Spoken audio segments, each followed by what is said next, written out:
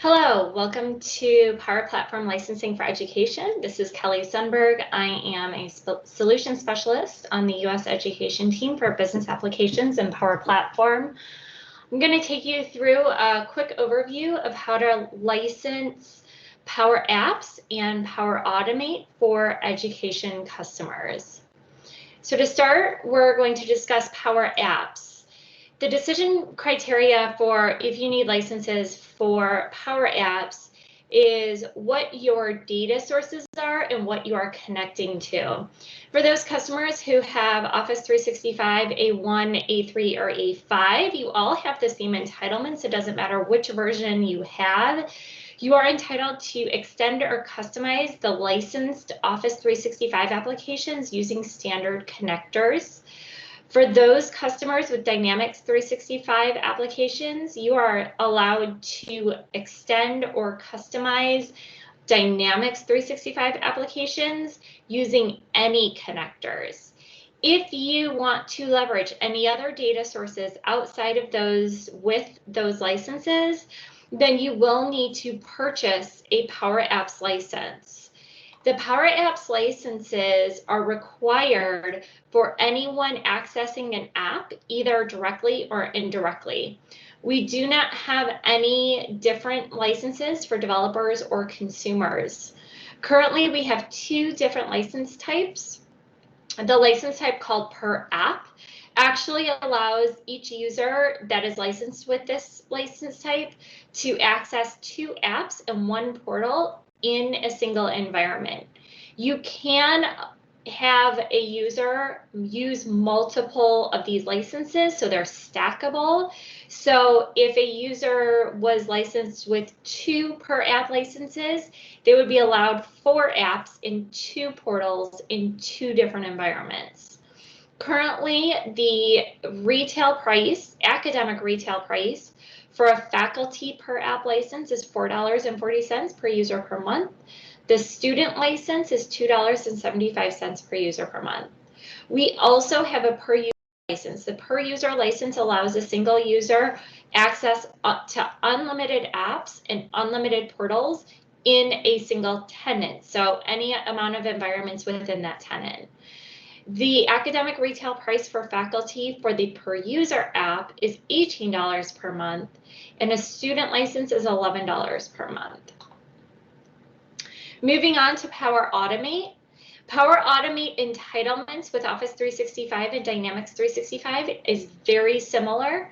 So if you are licensed with any of the A1, A3, or A5 licenses for Office 365, you are allowed to extend or customize those license applications using a standard connector.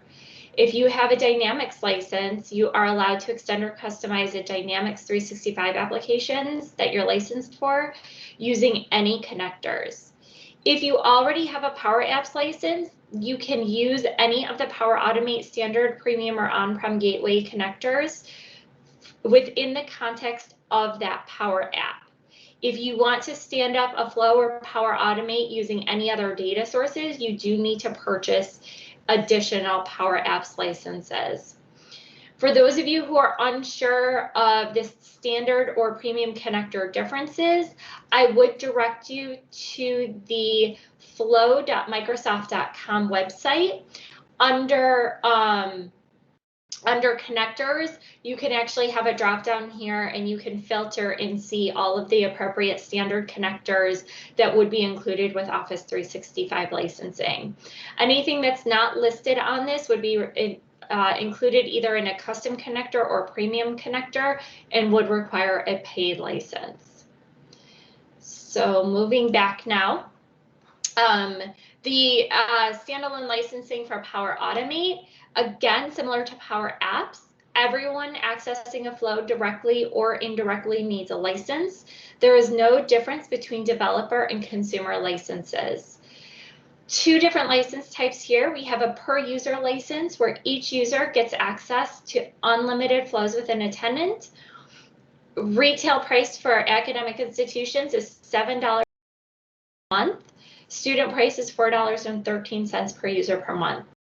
We also have a per flow license. You would license this for the flow license can be accessed by unlimited users. We do have a minimum quantity on this license of 5, so you have to start with 5 when you put in your first order with your reseller. After that, you can add a single flow at a time. Academic retail price on this is $44 per flow per month.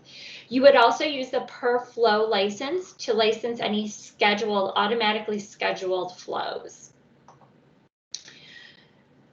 The recommended course of action for an education institution that's wanting to leverage Power Automate and save money, I always recommend licensing your developers with the pure user license. That way they could develop as many flows as they want to.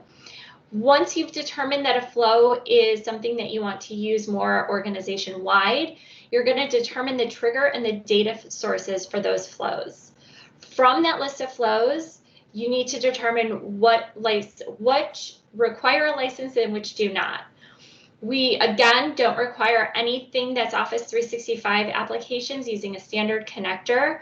We also do not require a license for child flows. So if you have a single flow and a flow that is automatically triggered after the completion of that first flow, the second flow is called a child flow, and we do not require a license for child flows, only a top parent flow.